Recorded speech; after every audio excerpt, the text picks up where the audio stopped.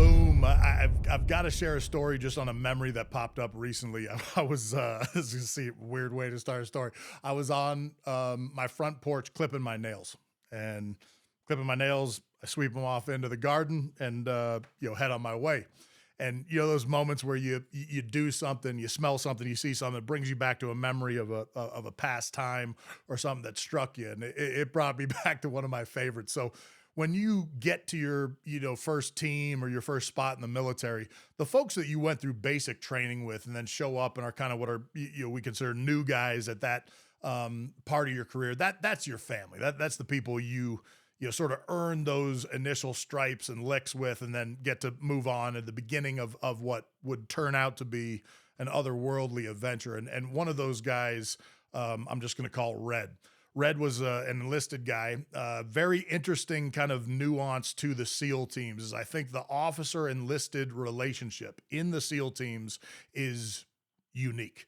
Uh, I don't know anywhere else in the military where that level of kind of friendship wrapped and kind of connected to great leadership, followership, teamwork, and moving forward together with tremendous respect and discipline works in the way it works there. There are a lot of other units where not an officer wouldn't get connected to his troops and be close, but the separation would be huge. And as you go through your career, there are times where you need to have more separation than others. But that first group of folks you travel or start the adventure with, that you have a special spot in your heart for them. And some of those, many of whom are enlisted, I count as my very best and closest friends. Red was one of those.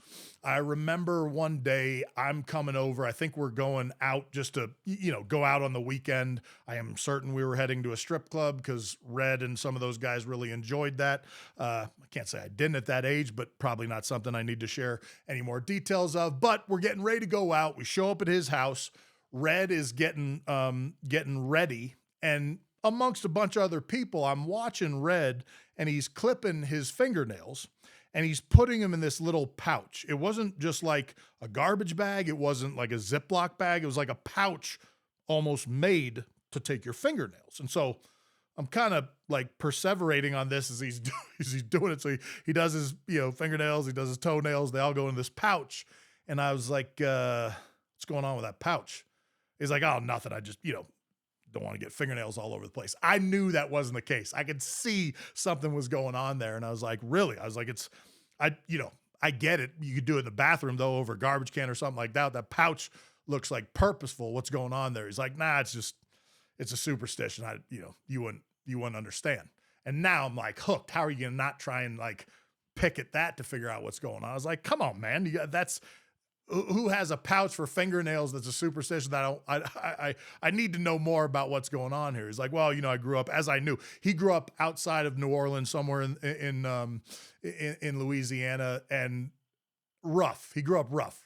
Red came from the streets. He had a tough background, spent plenty of time probably doing things that would have ended up in a very different place if he hadn't found us. And that was kind of his personality. And look, this guy, let me just put on top of this, is one of the greatest operators, warriors this country has ever produced. Creative, smart, disciplined, team-oriented, devious, unbelievable operator.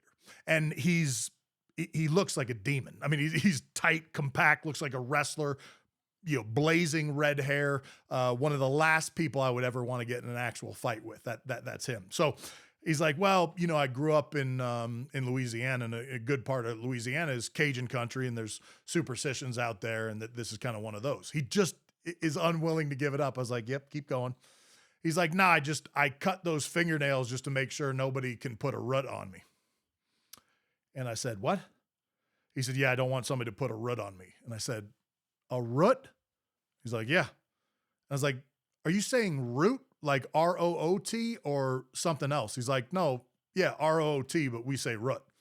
And I said, okay, and what does that mean? He's like, well, if you had like a voodoo gal or like a shadow man voodoo practitioner, that comes from a history of making, herbs and tinctures and root vegetables to kind of make concoctions, both for, health and wellness, but it can also be used for, the dark arts. So if somebody puts a root on you, it's like, it's like bad juju.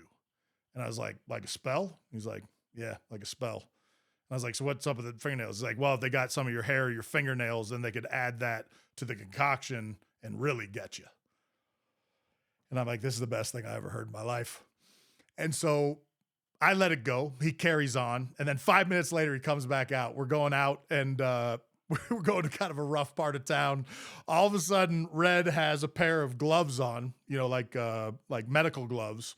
And when we shoot, we do a lot of shooting in the military. Obviously, when you shoot, in particular pistol work, you'll shoot cheap ammo because ammo's expensive and you just shoot a bunch of cheap ammo. But then when you load your guns in case you're going to get in a fight, you put the good ammo in, hollow points or something good.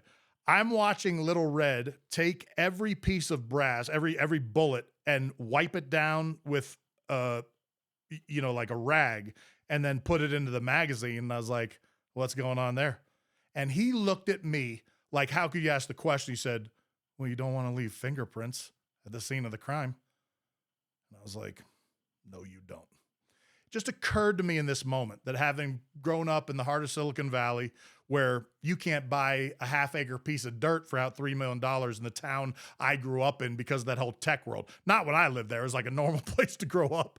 But I played like a private school sport, played at a private college at that sport. And now I'm sitting in this room with a guy clipping his nails, not wanting to have a voodoo spell put on him, and he's wiping brass off in case we get in a fight that night and wouldn't leave fingerprints behind.